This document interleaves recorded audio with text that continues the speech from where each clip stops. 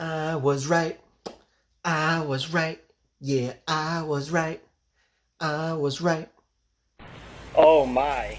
Oh my god, this is ridiculous. A Kobe Bryant patch autograph, number 4 of 10. How's it going, everybody? And welcome back to my channel, Kobe Cards. I have to say, I am so grateful to have the footage that I recorded on The Last Dance, because it allows me to say things like, I was right. Everyone who was like, oh, this is so sad because we'll never have one of these documentaries for Kobe, I just kept saying, how do you know? Like, what does Jordan's documentary being released have anything to do with the potential for there being Kobe footage for his whole final season?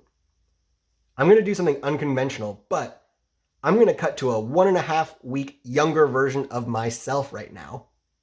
Maybe it was unprecedented in 1997 to have film crews around, but now that there was a precedent, literally all I can think about is, I wonder if they did this for Kobe.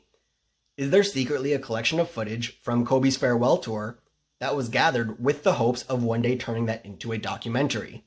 You'd think that that would absolutely have to be out there somewhere with footage. And hopefully a few years from now, if everyone ends up signing off on it legally, we may have the chance to get even closer to Kobe and follow him around what maybe for him could have been the last slither. The best part is, it literally took only a few hours after my video released for the first report to be made about the potential for a future Kobe documentary. And now every single media outlet is confirming the story that camera crews followed Kobe around for all of his final 2 seasons. And not just that, there were more cameras and personnel involved than even in Jordan's documentary.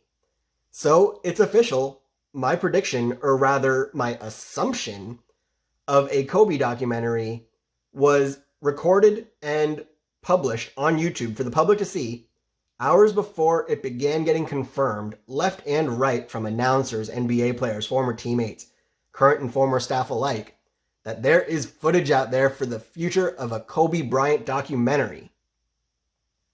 So, in honor of me being right, in honor of a potential Kobe documentary down the line, let's go into the Kobe capsule to get a card fitting for this occasion.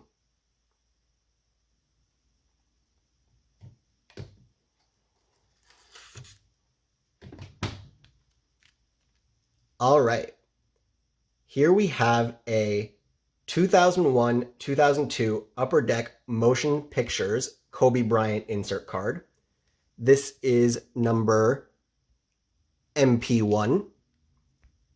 And it was a 10-card set that was found in the 2001-2002 Upper Deck Series 2 blaster boxes. These cards came in at 1 in every 18 packs, and yes, they were in blasters only. And with it being a 10-card set found 1 in every 18 packs, the math says it would take you roughly 180 packs to find this card. Given that there were only 8 packs in a blaster box, that means you would have needed to open roughly 22.5 boxes of Series 2 blaster boxes to find this card on average.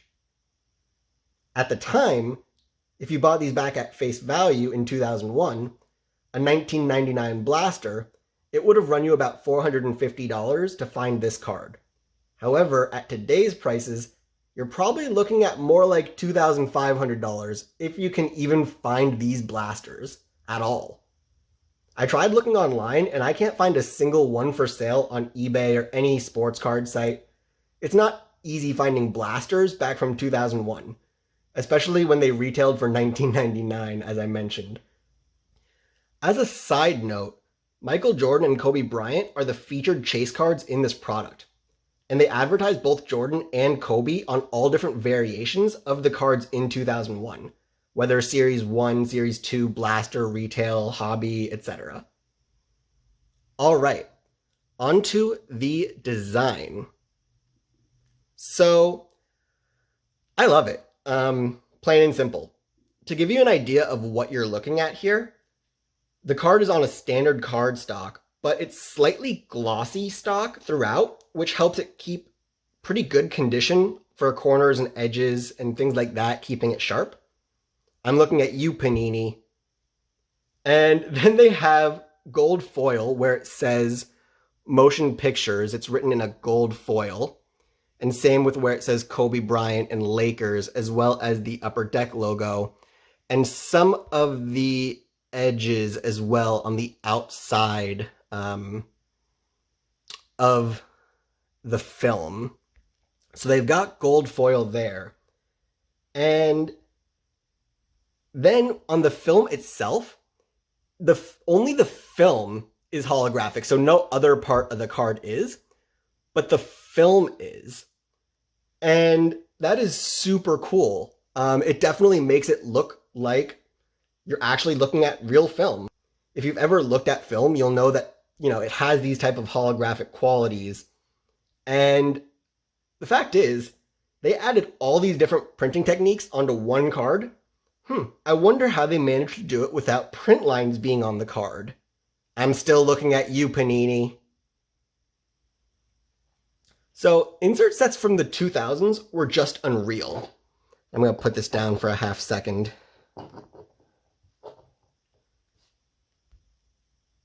But yeah, the products back in the 2000s were amazing, especially Upper Deck products.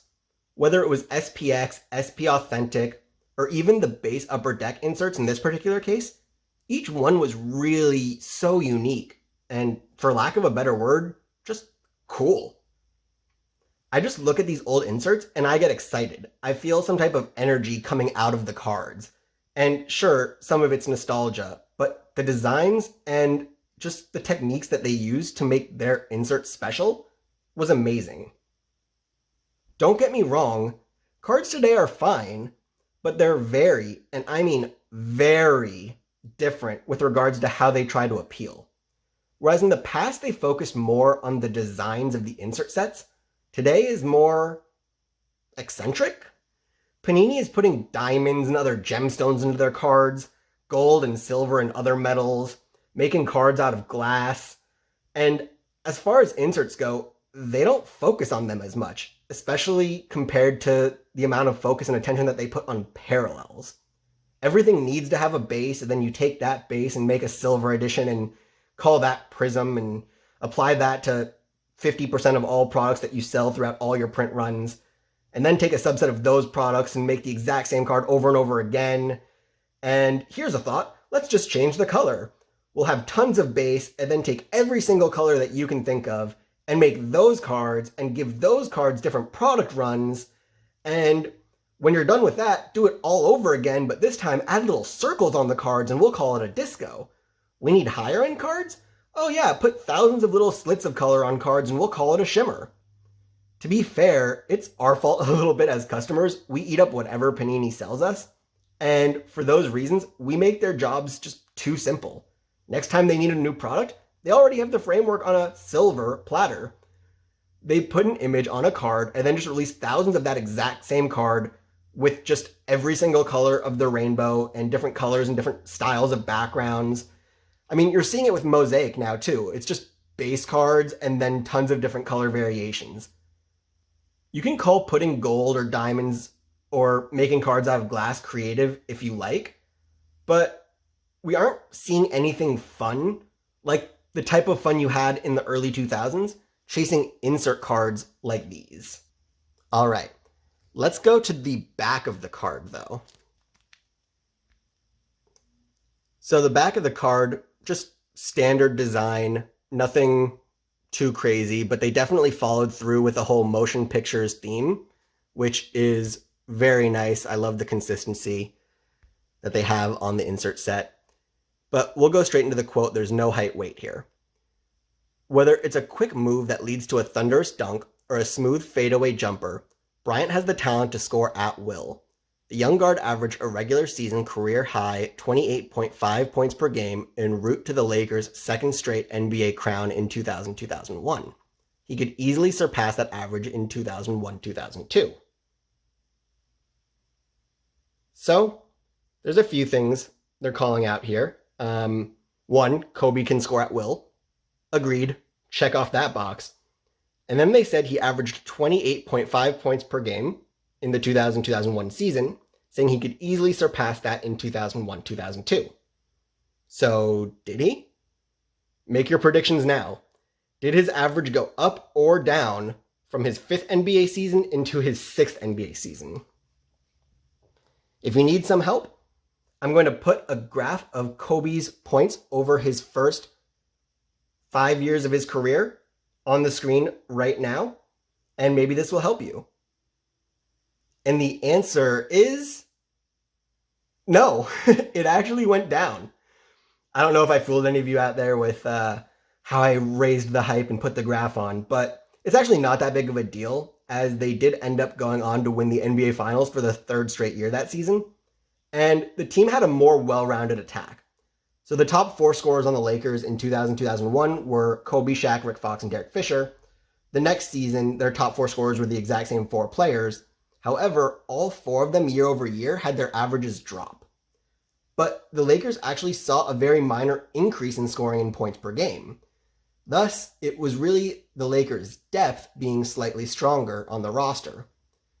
I'll put a graph on the screen just to give you a visual of what I'm saying about this as well and put it into perspective for you. So, we have a beautiful card.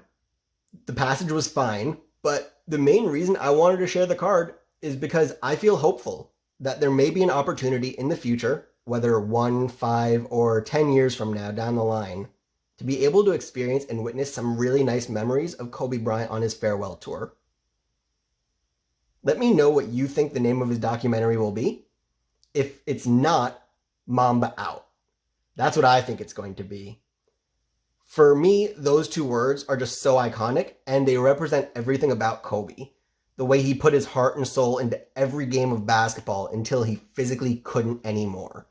And on the final night, gasping for air, leaving it all out on the table, his absolute everything, erased a double-digit point deficit and went on a 13-0 run by himself over a 2-minute stretch and scored 60 points in the game, makes the most memorable speech fans could ever hear, and then says the word Mamba Out and drops the mic.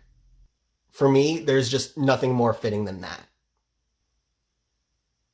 As always, the card we talked about today will be uploaded to my Instagram and Twitter, which is @KobeCapsule, where you'll find all of the cards we've talked about on this channel. And if you are enjoying my videos and my tribute to Kobe, I hope you consider subscribing so that you can follow along as we continue our journey to remember and celebrate the life and career of Kobe Bryant. Thank you for watching, and I will see you next time with more Kobe cards.